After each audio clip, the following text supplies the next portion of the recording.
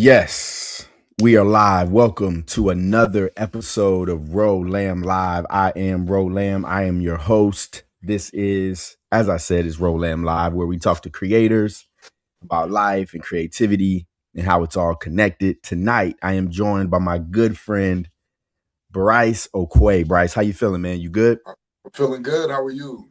Man, I'm cool, bro. It's good to be here tonight. Good to chop it with you. Let's get it. We're gonna talk about your work. We're gonna talk about I met Bryce this summer at Heroes Con, which was what, 2 months ago, three months ago? Man, well, I three, I guess, June, two, July, June, August, right? 2 months. It's end of Crazy. May. I don't know. Yeah. End of May. I guess end of May. I guess, Yeah, I guess end of yeah. May. I think it was June though. I feel like I feel June like it was 14th. Yeah, June. Father's Day. Around Father's Day. So like June like 14th to the 16th. Yeah. That makes sense. Yeah. Yeah. Yo, So it's wild because it feels like it's further back than it's been for real. it does, which is a good thing, Yeah. Um, So before we get into, Bryce's life and his work, a couple of things I want to let y'all know.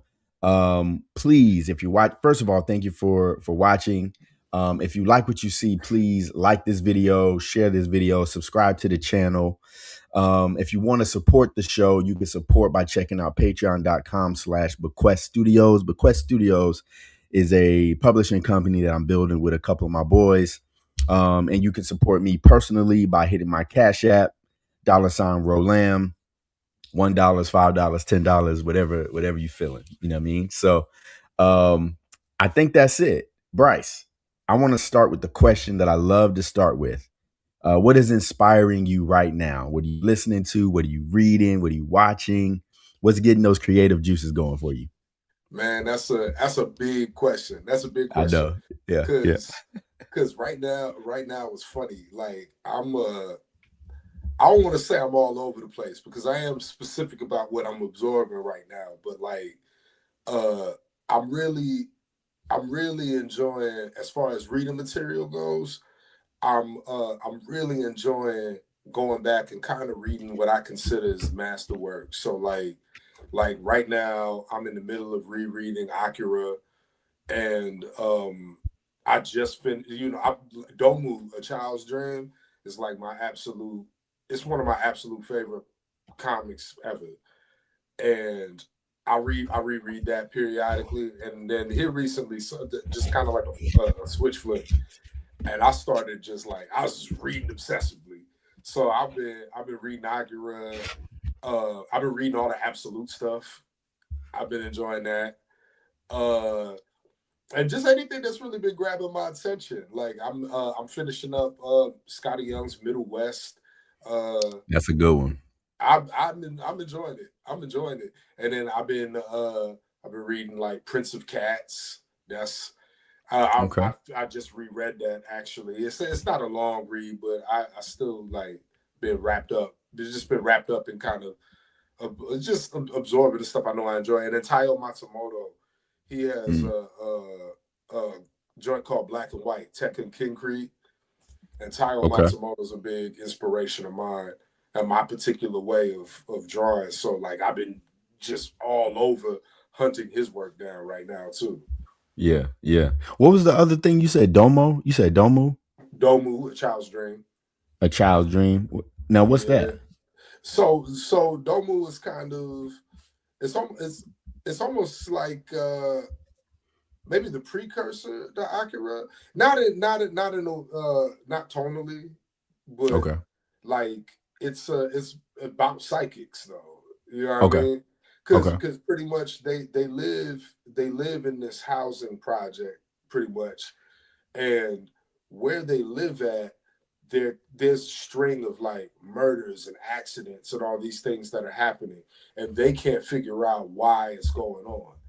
And within that, um, they do find out who's behind it, and it's not really a spoiler to say because you find out in the beginning. But like, there's this old man who's kind of Mm. terrorizing things, but he immediately runs into opposition, and he's Mm. freaking out about it because this is his first time that he's run into somebody like himself.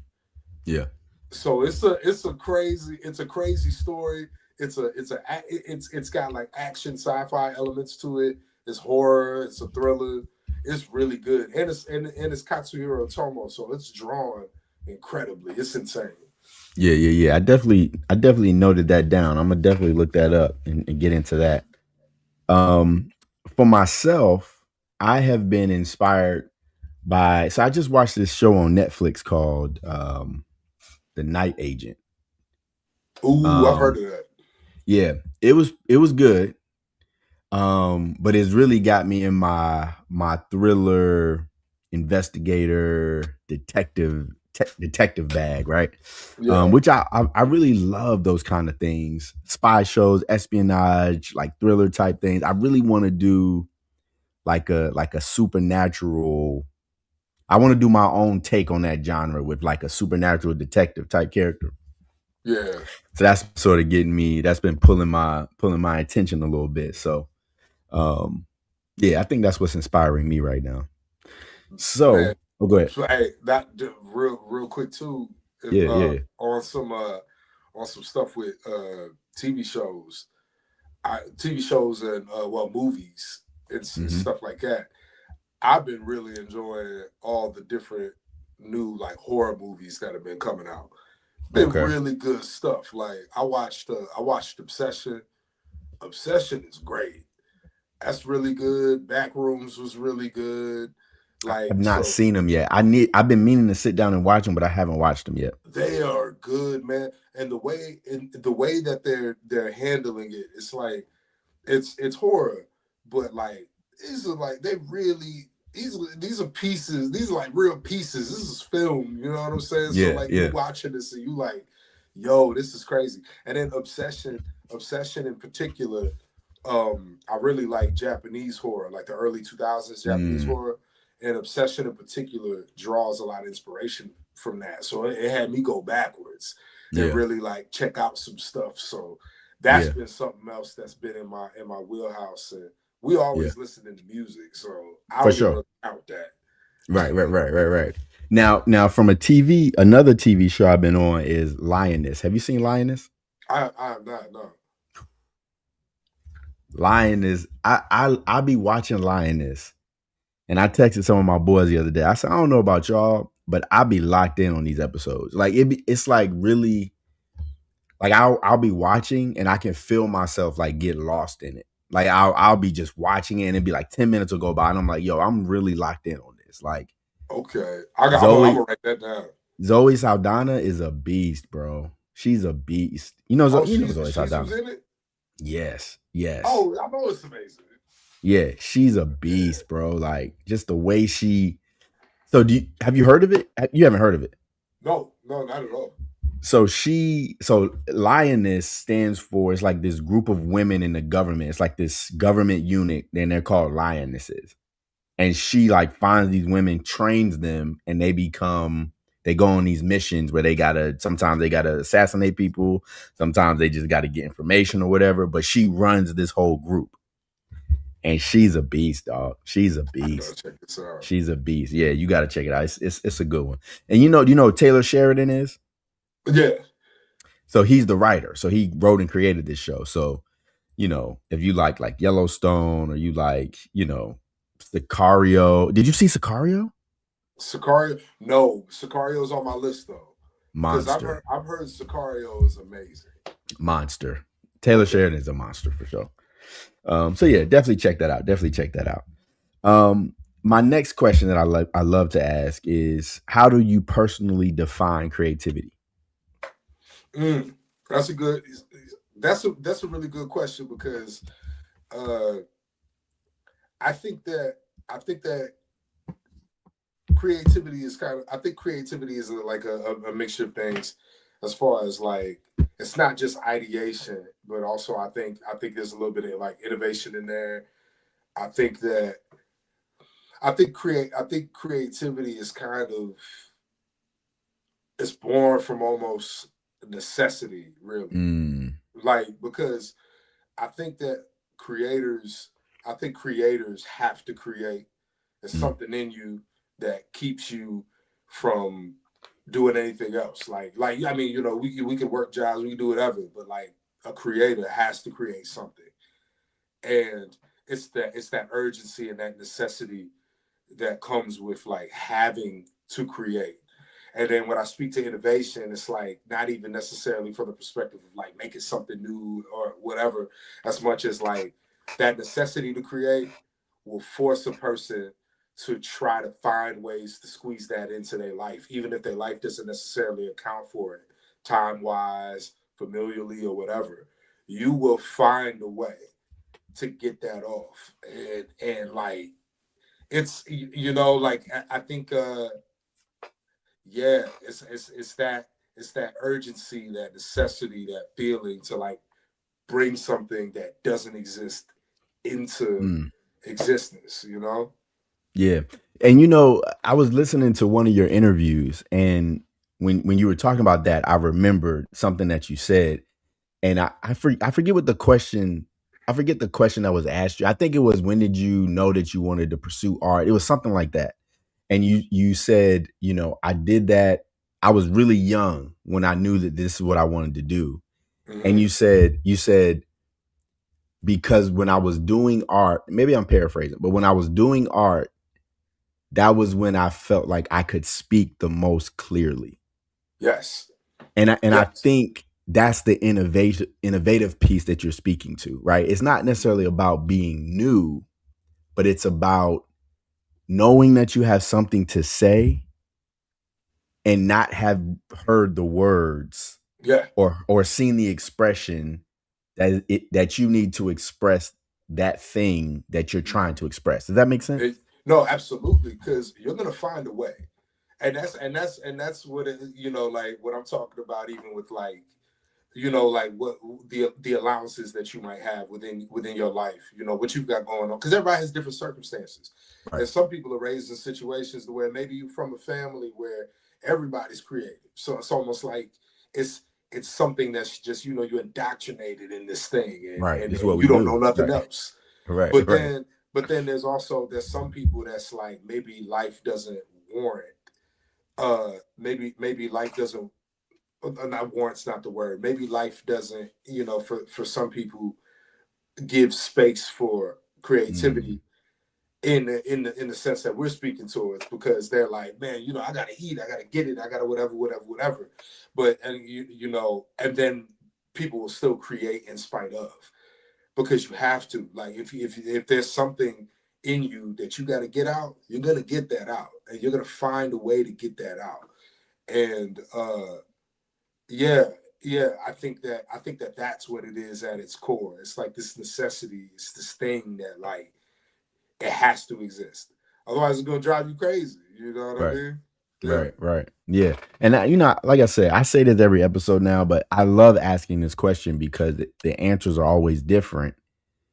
And my answer is problem solving. I think creativity is problem solving. And yeah, when you use that word necessity, to me, that's what it speaks to, right? Like there's something that you need to get done, or there's something that you need to say, or there's something, and you don't always have, like, I think about sampling in hip hop, right? Or yeah, I think about, you know, when you're trying to create music, or they were trying to create their music, they didn't have the instruments, they didn't have the things to create music. So what they did was they would pull from other things to create the music, right?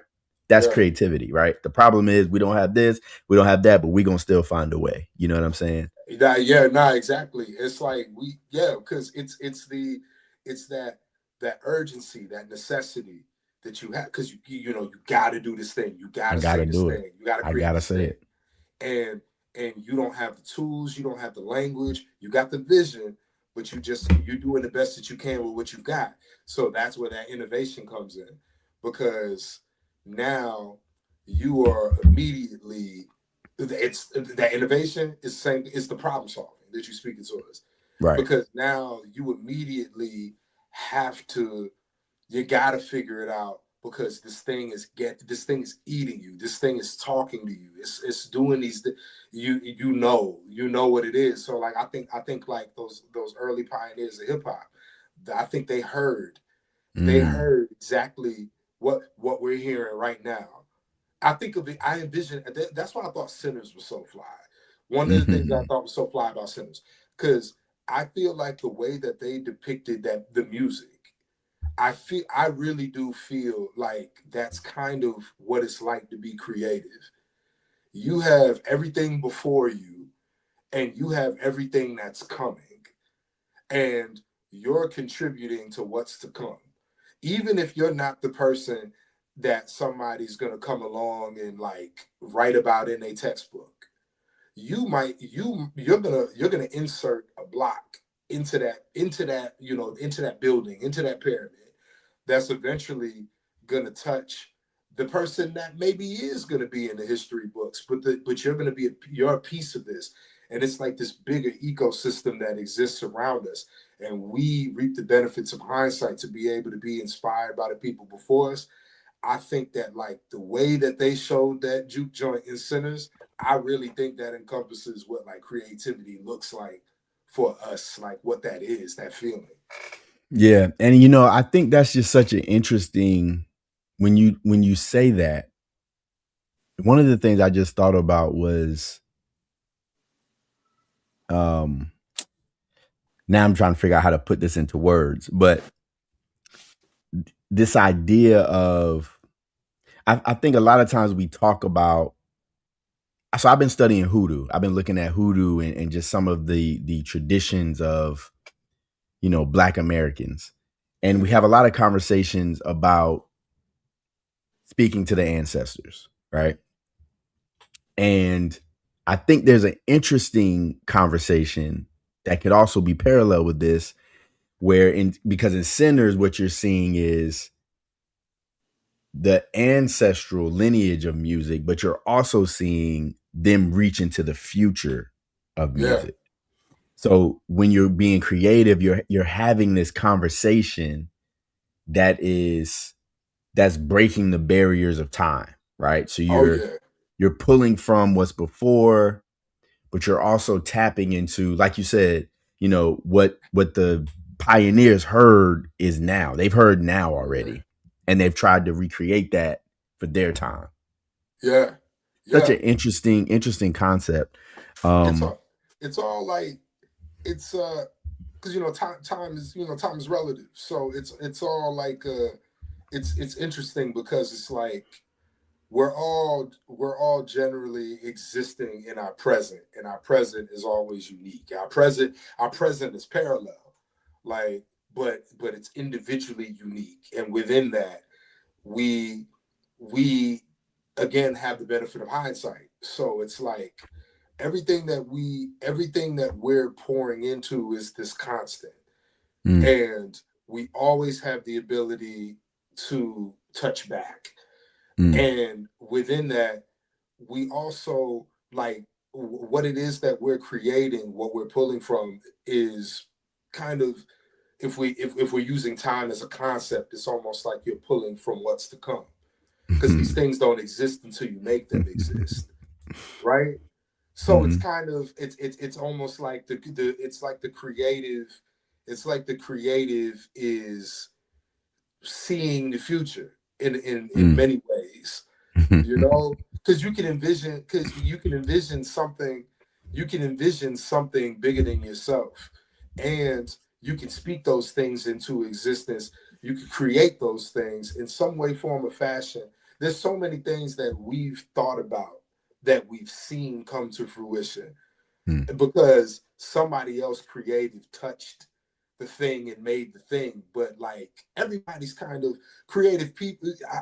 I do believe it's almost like, because the way people think that are creative, I think we're all kind of pulling from something related. I think Mm, so. I had a mhm, conversation with somebody recently who was explaining to me how uh how different people read, and they were talking about how some people read a book, they can't envision anything that they're reading. They mhm, take the words, they take the facts, they receive it for what it is, and they can let you know what happened, but they don't envision what happened. And then the people that are envisioning the story, somehow everybody might have a different idea of how the story went down, but somehow everybody is kind of seeing something comparable. Mm-hmm. And I think there's something to that. You know what I mean? It's not just within the descriptors. I think not to get woo woo, but I think that there is something that allows creatives to be in tune, and it's I think it's interesting. I think it's fly. Yeah, and so that makes me that just and this we getting way off. I sent you the questions earlier, and this what we talking about now don't got nothing to do with the questions, but we gonna roll with it, right? Um, what I think is interesting about that, I wrote this down as you was talking, seeing versus creating, right? And so there's this idea of, like you said, right? Like you're seeing the future, right? Like you're seeing the future, you're pulling from that and you're creating, or you're putting that on the page, whatever that looks like, right? But then my question becomes like, what's the line between seeing what's in the future versus you creating what's in the future? You know what I'm saying? So I was Yeah, talking to somebody and they were saying like they said, you know, TV shows are always predicting what our future is going to look like. And I was like, what do you mean by that? And they were talking about like ads, right? So they were saying like they talked about like interracial relationships, right? So they were saying like when, there was a time when they started showing like more interracial relationships on TV, and then you started seeing more interracial relationships in real life. And I'm hmm like, well, okay, this is almost like the chicken or the egg, right? Were we headed that way and TV started to show that because they knew we were going that way, or is TV showing us that, creating the space for that to happen? You feel I me? think it's. I think it's a no. I know I do because I think it's. I've had these conversations too, in particular with this about this TV show called V, and like to touch on that in particular, like I think there's a mixture of like it's like there's cultural eventualities because every generation is gonna every generation is gonna be a bit more progressive. You know what I mean? Mm-hmm. Especially as we like, every generation is it's more informed, more intelligent, more accepting or whatever, and we're changing. So there's things that I kind of feel wind up being inevitable. But then when you're talking about stuff like technology that requires a bit of creativity mixed in with like the advancement of things, or you're talking about like even certain conceptual ideas that change as society grows, like I think that we can nudge some of that stuff forward with creativity. So then it's kind of like this, like some of it can maybe be predictive, but then some of it is just kind of like with the interracial relationship stuff, like that had already been happening, but Right, they wasn't going to put it on TV right, because largely media was propaganda. right. So to normalize it would be counterproductive to whatever that propaganda was. It's the same thing that like they would do in war, where like we have to make East Asia look a particular way, and they got to make us look a particular way or Right, whatever. right. It's like, so it's those kinds of things. But then when I think of some TV show like V, where V was out like maybe in the 70s or something, a science fiction show, and they did things like predict smartwatches and touchscreen cell phones, Mm, like that kind of stuff. mm-hmm. And that's creative. It's science fiction, So at that time, everybody's like, "Oh man, that would be wild." And then fast forward, they kind of planted that seed, and then somebody came along and was like, "Yo, I'm about to make this. I'm about Right, to do this." right, You know what I mean? right, right. And I think, um, going back to what you said about, us pulling from the past versus pulling from the future. I think this is the problem with using AI for creativity, because AI can't pull from the future. Nope. AI can only pull from what's already been created, what's already been built, what's already been seen. Yep.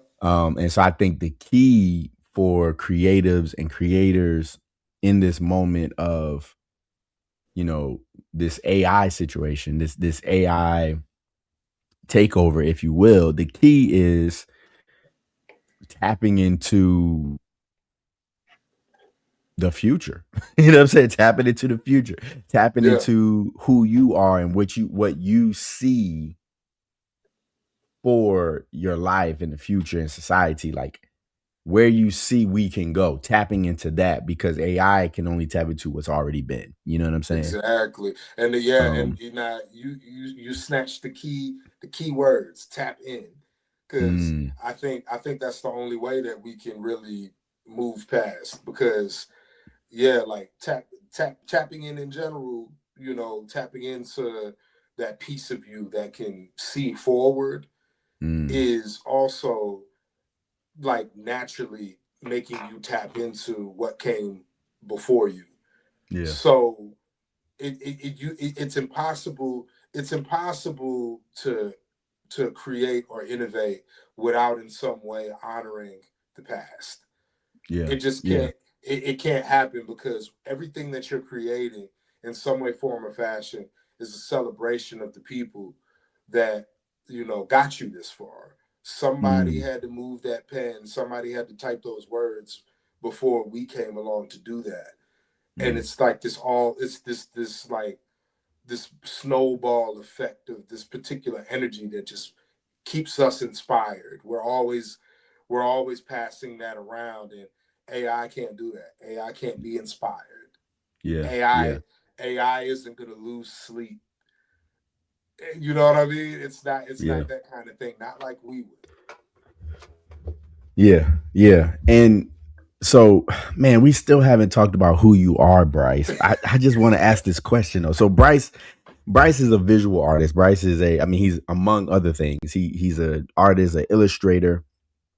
And when I was watching one of the interviews, I don't know I think this was for your Ricochet residency. This was maybe 2 years ago, 2 or 3 years ago.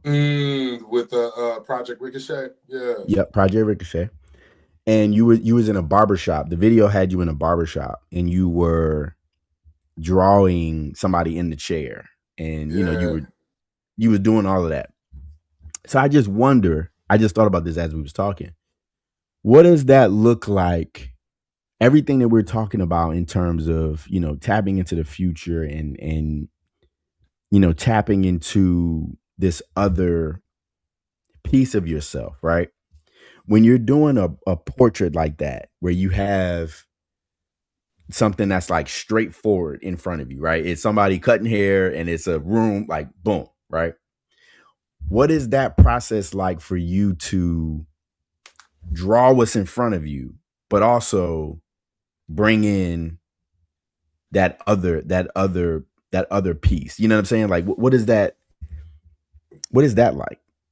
Well, that's a good question because the way that best way to explain it is I'm not actually drawing what's in front of me.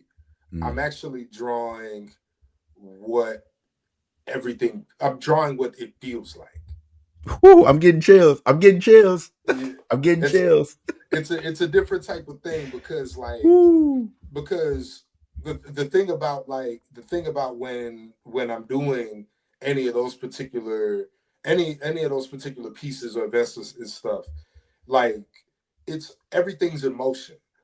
Yeah. So you're not really getting you're not some people maybe they'll do like a mental snapshot or whatever, but for me what I do is I sit down and I soak up whatever it is in that room that I'm feeling, Yeah. whatever, like, and from that, like, there might be a moment that happens or there might be a few moments that happen, and then I will think about what that feeling is, and then I capture exactly what that feeling is in those moments. And maybe it is like I had one piece I did that was just somebody sitting in the chair and their back is turned, Mm, and that was it.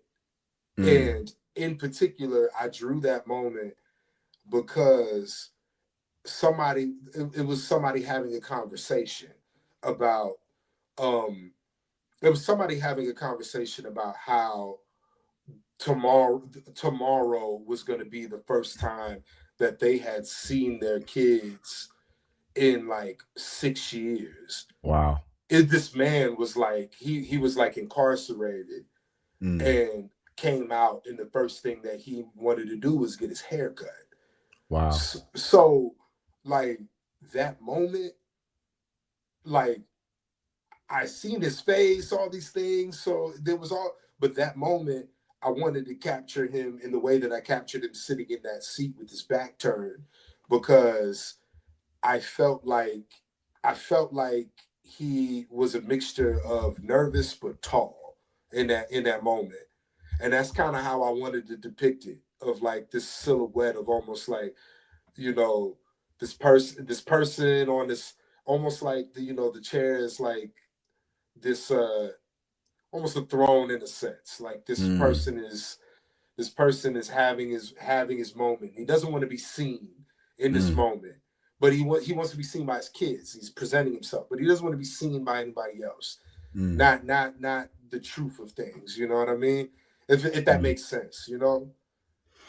You know, what's interesting about what you just said, that specific example is what we've been talking about this whole time, right? Because what Yeah. you're doing in that moment was capturing a moment that was all about tomorrow.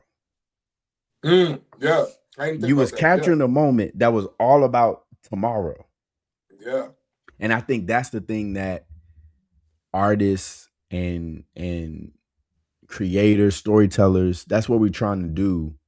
We're really trying to tell us, we're trying to create moments that encapsulate everything. You know what I'm saying? It's the past. It's what's happening. The past affecting what's happening right now that leads to what's happening, tomorrow. You know what I mean? Mm-hmm. And I love what you said about you're not necessarily trying to capture the actual image as much as you're trying to capture the emotion or the feel of what's happening. You know what I'm saying? Like, Yeah. that's one of the things I think about in my writing.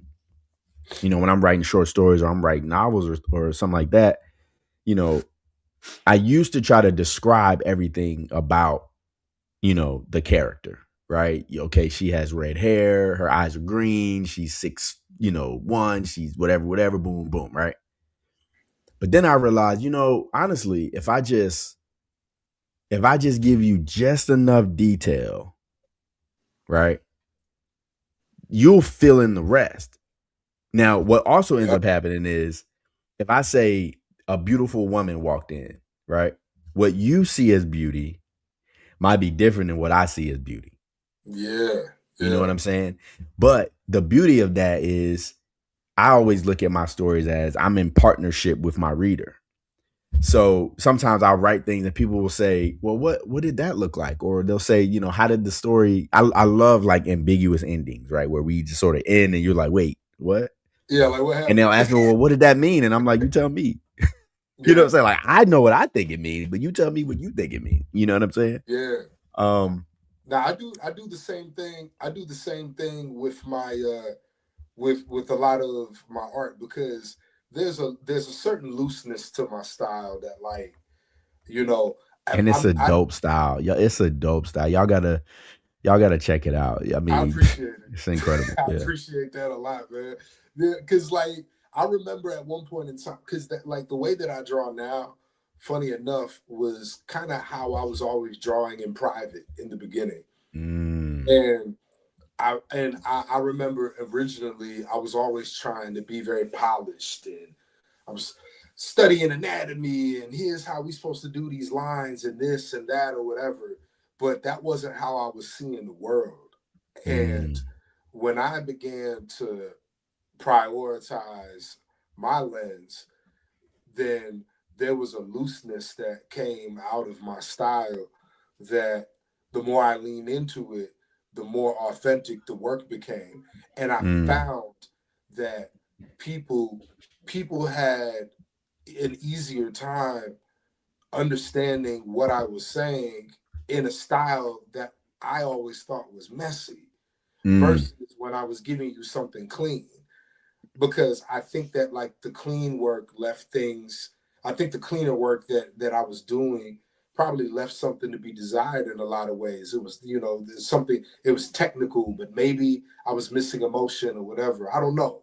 You get your portfolio reviewed and stuff and all the things you might hear, but like the right. looseness, the looseness though, like I haven't had anyone in a long time that's looked at the work and not understood or at least translated their version of what it is that I'm trying to say, and Yeah. it's made me a better storyteller in turn. So Yeah. yeah, Yeah.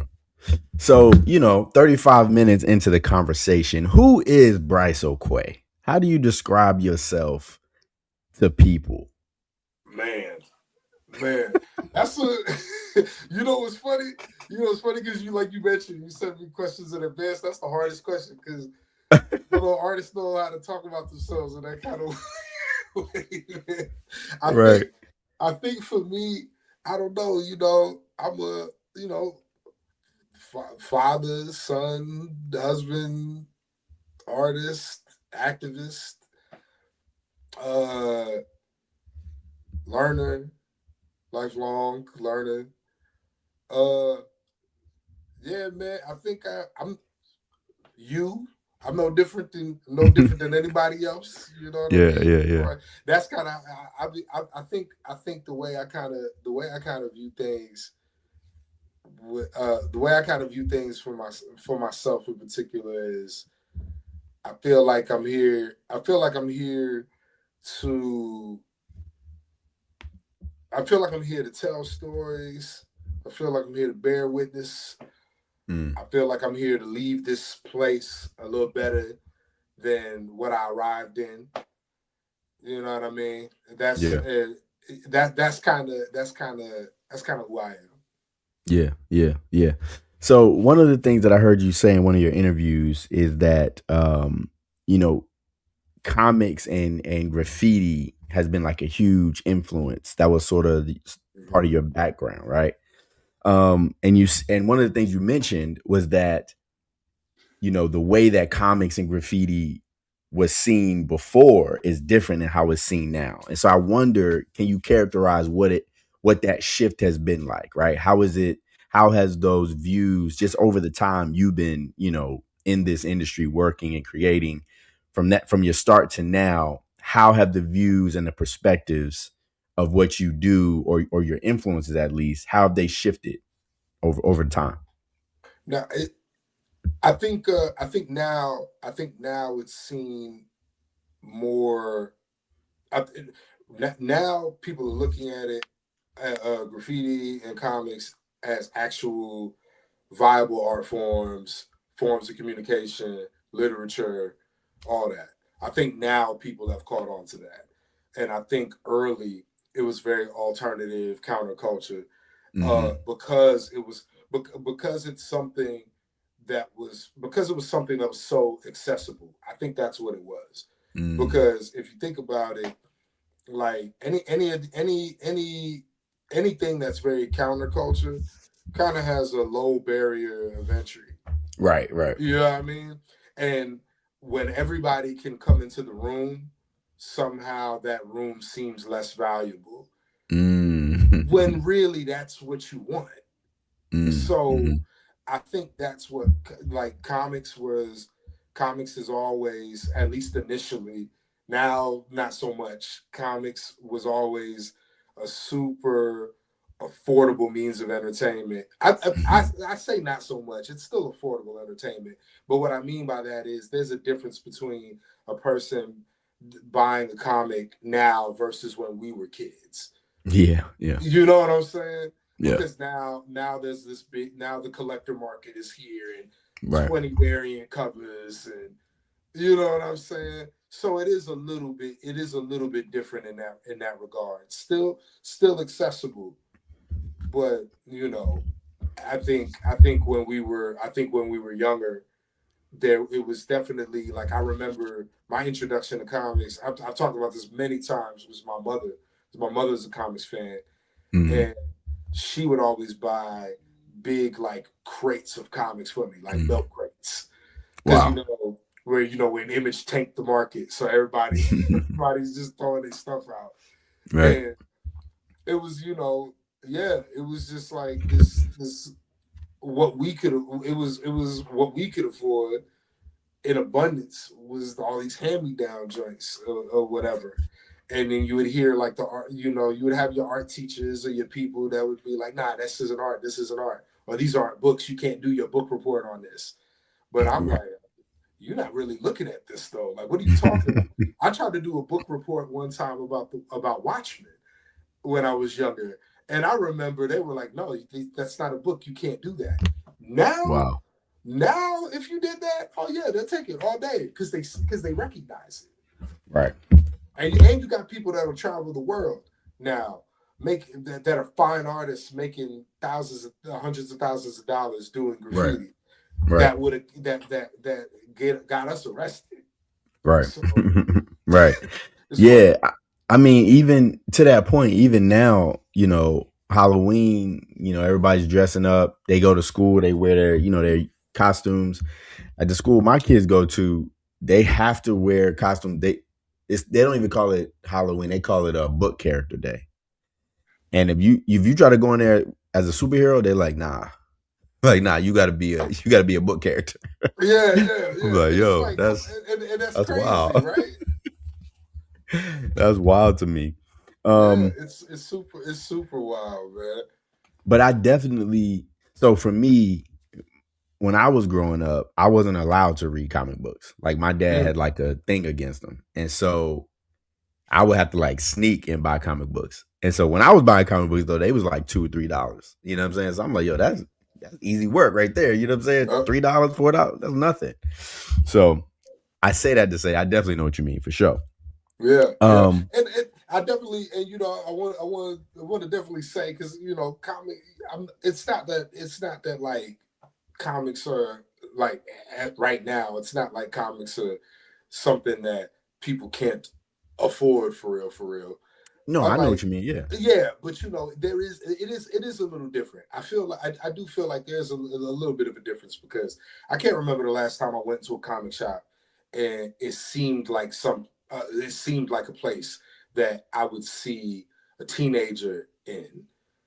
And I remember being younger and like a comic shop in a place like that seemed like someplace that young people would be because it was this counterculture thing. Meanwhile, now it seems more specifically collector driven. And if you do see a kid in the comic shop, they're coming with a collector parent or whatever. And everything's just hyped up differently and whatever. And that's cool and it works well for people like ourselves. But I do kind of I know one personal goal for me is to kind of make things that are really accessible and give that vibe of like when we were younger.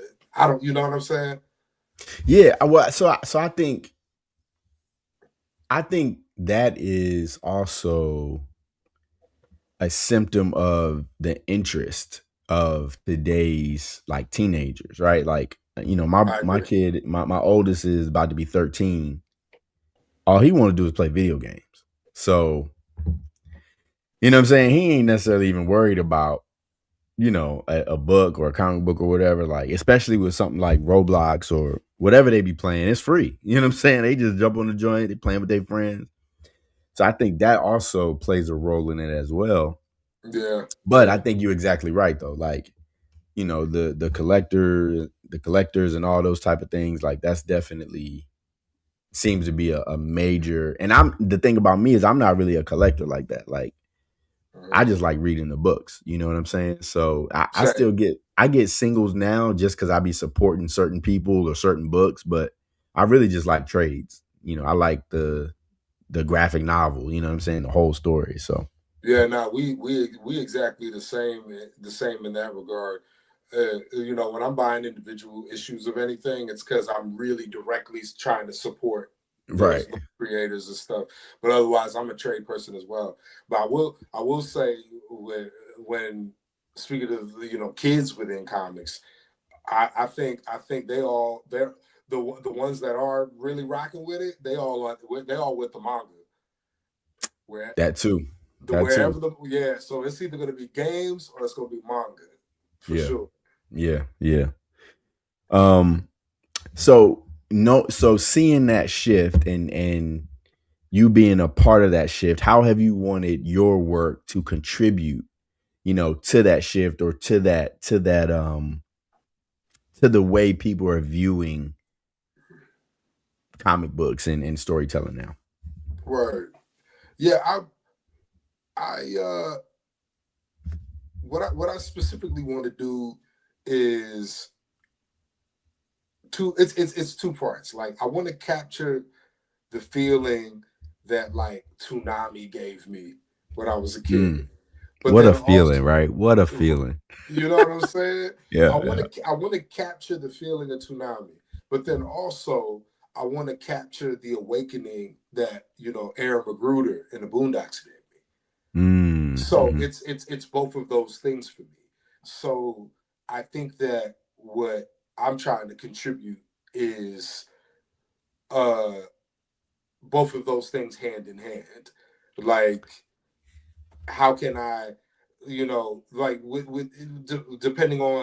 depending on the projects or however I might use my voice with certain particular things, whatever. But like I think that's my way of going about it. Like throwing into the comics landscape and entertaining people, but from my perspective, from our perspectives, and then still operating within that like tradition of cultural critique that Mm.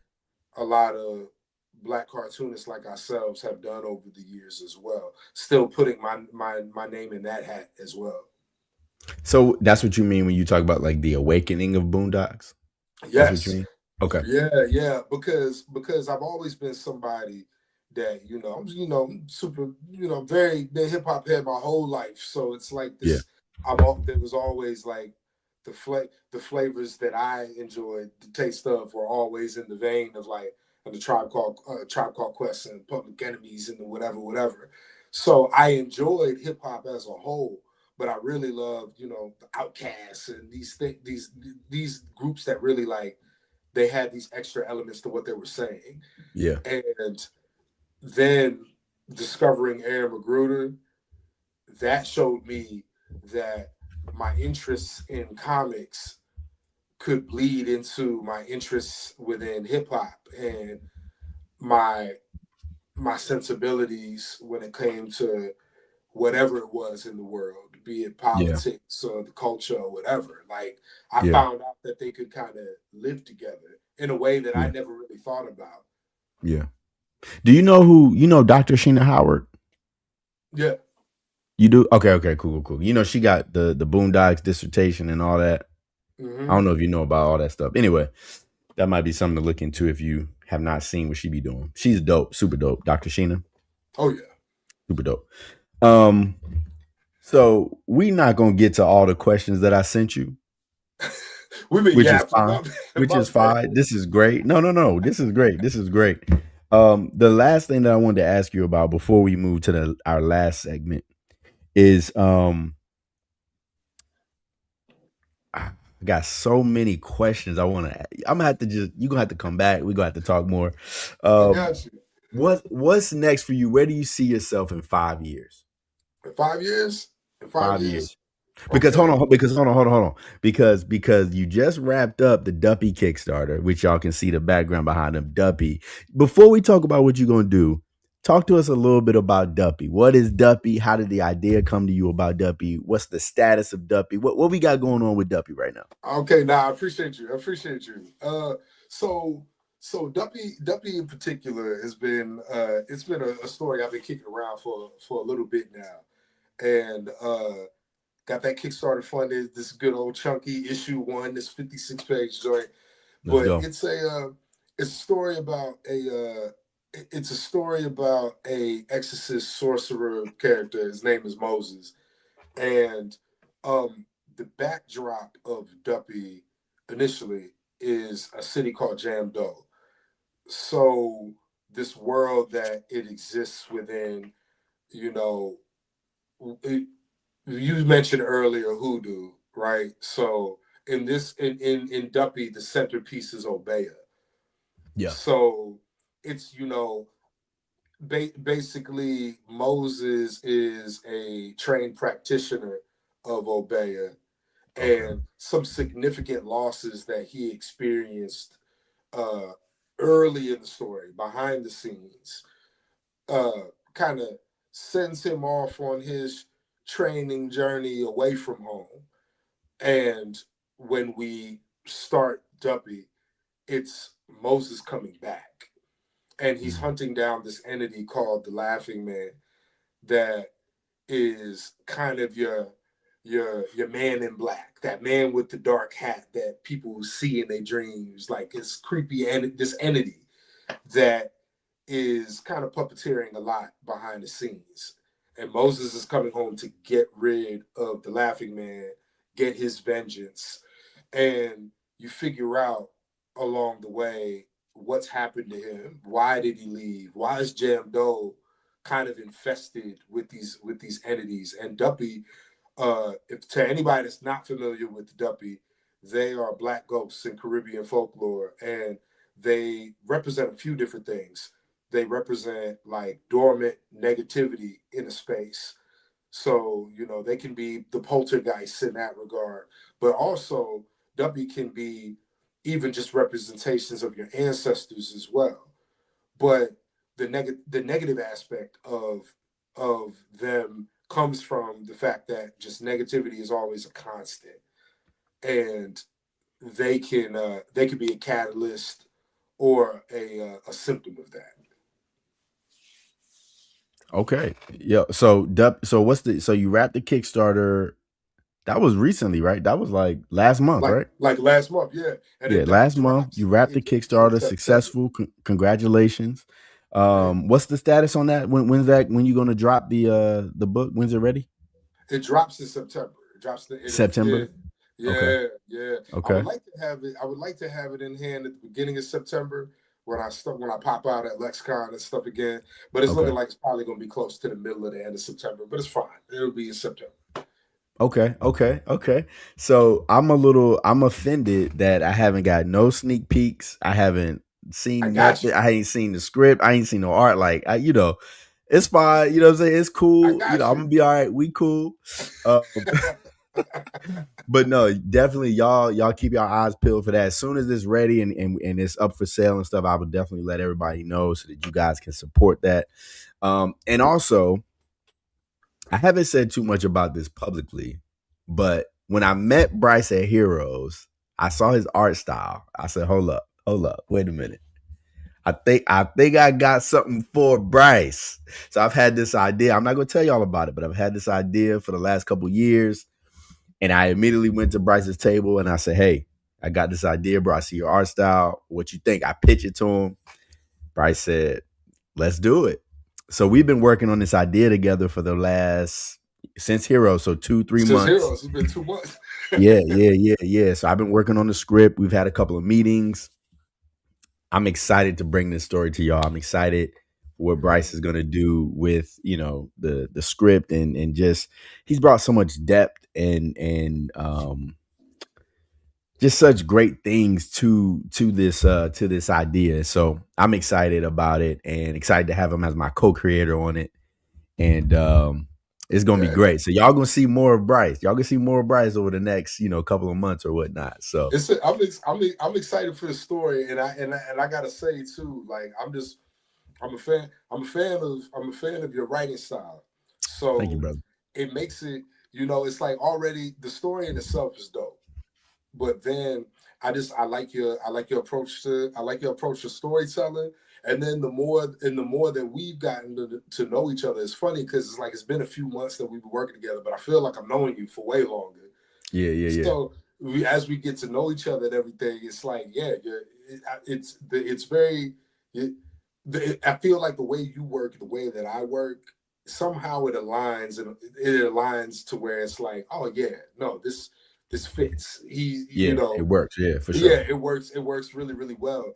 So, between this story and then some of the other the short things that we've got Yeah, yeah, coming as yeah. well, I We would say cooking. We cooking. we cooking. We really, really cooking. We gonna catch some. I keep saying we Yeah. gonna catch some people off guard, man. Yeah, for sure, for sure. So y'all stay tuned. We got some things on the way. So now I want to go back to my other question. We got Duppy on the way. We got the thing we're working on. We got some other projects we're cooking on. Outside of those things, like what's next for you? Where do you see yourself in 5 years? Yeah. So I know. I know right now, every cartoonist gonna have the big goals, right? As far as like being able to really do what we do within comics full time. So, but what I'm really aiming at. What I'm really aiming at is being able to keep up with like a monthly pace. We talked about Yeah, that behind the scenes. yeah, Like my goal is to keep up with a monthly pace, because I want to get back to that space of like what comics felt like when I was younger, and I think that getting to a monthly pace and being able to keep up with that gets us closer to the goals of being able to have comics be the sole sustaining income. Which, of course, you're always gonna have other things, but that's that's what I see is the most consistent thing for people that get to cook like this all the time is they can keep up with the pace. And I think that like I've developed a style and confidence in what I know and do to be able to kind of do that. So I'm really trying to pour into that. But outside of that, also my business, Mad Hundreds. So that Mad Hundreds as an entity is moving in the direction of being more like this publishing production type of house. So uh things like the way that we're collaborating, and then also other opportunities like toy design and gaming, stuff like that. Anything that I can put my hands on and help produce, that's what I want to do. In 5 years I hope to be able to kind of pull out this catalog of toys and comics and games and things that are created by people that look like us, mm, top to bottom, right. and like, and that's like competitive. That's Yeah, that's yeah, that's what I'm really pouring. That's what I'm super pouring into right now. yeah, yeah. Man, that's great, bro. Okay. Last segment. I call it the one. Um, I'm gonna just go ahead and jump in. All right. Got you. Now these are supposed to be like rapid fire questions, but people have not been doing that. I asked the question and they just do what they want. You know what I'm Just start saying? going. So hey, just do what you want, my brother. Do what you want. All right. What's one book or comic book you think everybody should read? Domu, A Child's Dream. Boom. The joint I was Uh, talking about in the beginning. yep. I wrote it down for sure. What's one piece of advice you would give your younger self? Yeah, man. So I would He say said he needed to hear a lot of stuff. he needed to hear some stuff. He needed to hear some. Young Bryce, you need somebody to talk to. uh, Yeah. yo, I would tell young Bryce. I would tell young Bryce, you'll be fine. Mm, You'll be you'll be fine. fine. You'll be Yeah. fine. Like, and I know that doesn't sound like advice, Mm, but I think sometimes just that, sometimes the affirmation is the advice for in that sure. way. You know what I For mean? sure. Especially in situations where you hustling, you're hustling and you're making a lot of desperate decisions or rush decisions, thinking that you're doing what you need to do or your best or whatever. Right. But I think slowing down enough to just say, "Hey, no, you're good. You're Yeah. good. Just Yeah. give yourself a minute." Yeah. I think that would serve a young Bryce. Yeah. No, that's good. That's good. What's one word you would want to describe your legacy? Okay. Um, One word to describe my legacy. Uh, yeah, woo, that's rough. That's rough. It was rough when I read it too. It was rough. It was rough. He Uh, said it was rough when I read it too. uh, uh, you know what? Um, hon- honorable, honorable, Yeah. Okay. Okay. honorable. What's one thing that you would change about your creative journey?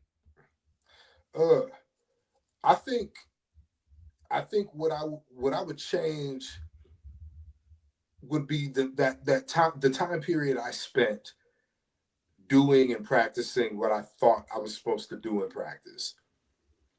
Mm. It served me in the long run because a it gave me a nice wide view of maybe what people or our peers or whatever think. Uh, and understanding and knowing how things are made is important, but Right. like that doesn't necessarily mean that has to be your path and your process. Yeah. Yeah. So I think, yeah, if I could go back, I would lean into the artists that the art. I would lean into the things that I kept in my sketchbook to myself Mm. more than the things that I thought I needed to share or to do to seem like I knew what I was doing to try to get the work and stuff. Yeah. I think I would have let that go way sooner. Yeah. That's big. That's big. So what's one thing that you want everyone who hears this or sees this to take away from this conversation?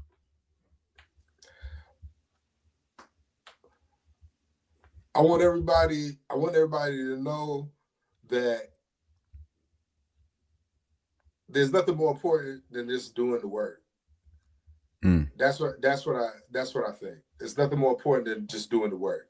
And I don't mean that in this like in this like hustle capitalist way, Mm. like, yeah, just grind. Like, I don't mean it like that. What I mean is just do the work as far as mentally, professionally, artistically, whatever. Because all the reps count. The Mm. more the more you can complete makes the next thing better, and the more you self-evaluate and do the work of checking who you are as a human, you come out better. You know, just Yeah. just do the work. Yeah. Yeah. For sure. For sure. Before we get out of here, what's the anything you want to plug? Anything you want to say? Anything you want to tell people about? The floor is yours. Okay, bet. So again, check out Duppy, and this time shorter description. Check out Duppy, action horror comic about exorcist named Moses comes back to hunt the laughing man. You gotta check it out. It's really really fly, and that drops in September. It's gonna be Uh, on your website.